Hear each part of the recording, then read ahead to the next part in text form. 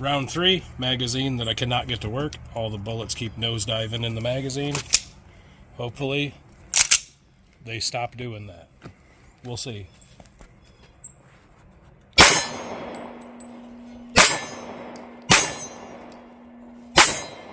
Okay, magazine's working good. I have to adjust the red dot a little bit. Alright, adjusted the red dot a little bit. Red dot came loose last time I shot it. So we're going to see where we're printing now, see if I went the right way. I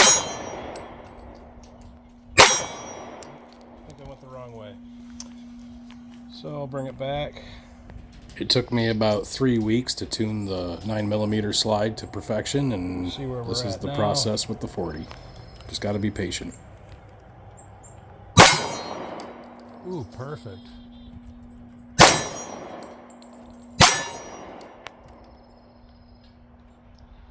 That's like fucking perfect, Batman. Over the next few weeks, I should find a recoil spring between the weight of 15 pounds and 22 pounds that works completely perfect. Center of that small target.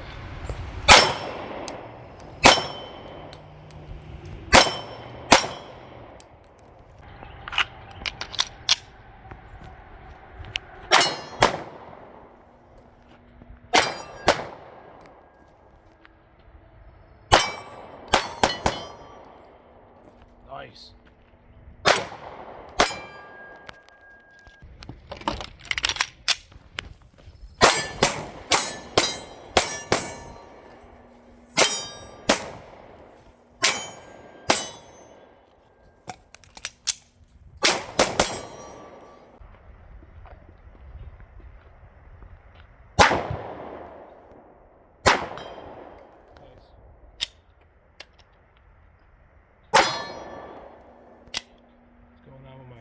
That was not the gun's fault. That was a magazine problem. Okay,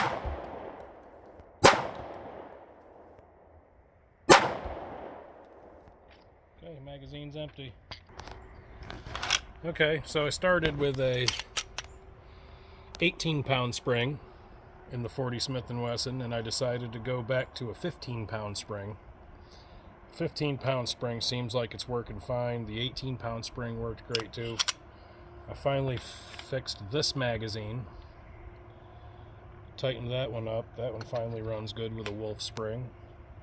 Now this one's giving me issues because it's not seated on there perfectly, I think.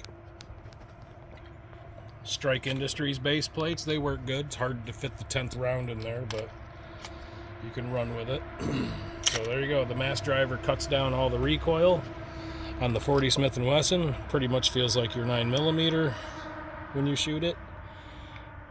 It's flatter than your normal 9mm because of that compensator.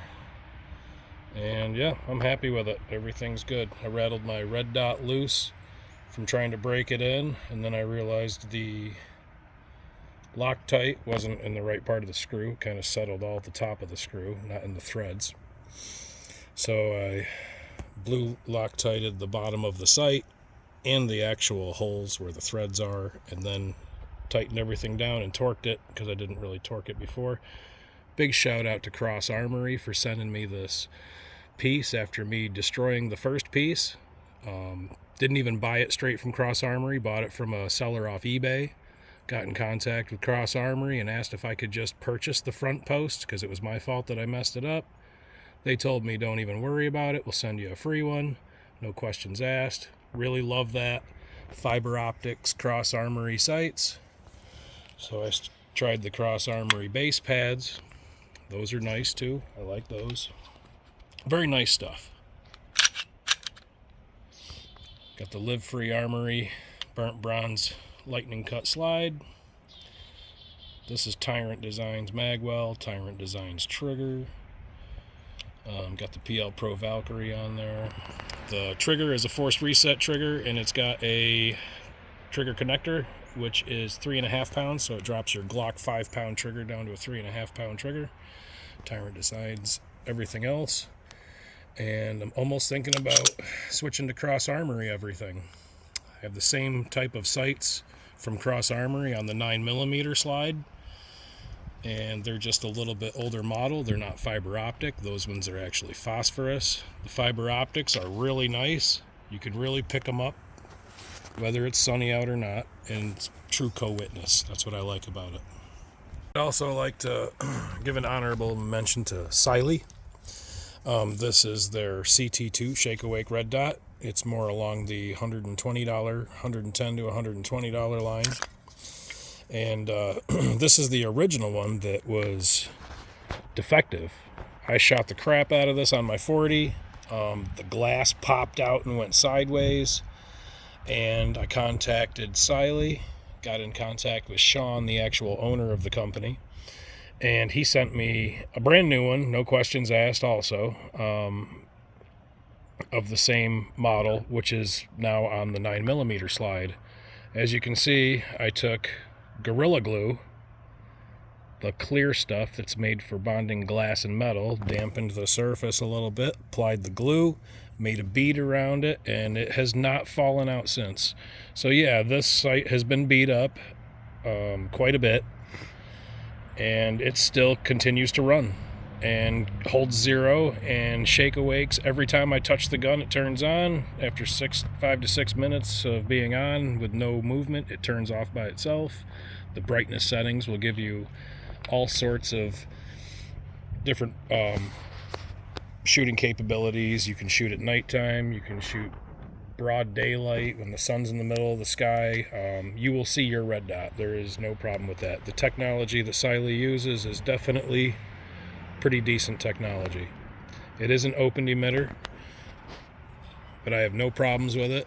And every time I run this one, this actually, I have Hollow Sun 507K. I have a Burris Fast Fire 3, and then I have 2 Siley Shake Awake CT2s on my Glock build, 9mm and 40 Smith & Wesson. And honestly, my favorite red dot out of all those is the Siley. This is the total Glock build. What I was just shooting was the 40 Smith & Wesson slide that I built for it. The other slide that I have built for it is my 9mm slide. Also runs really well.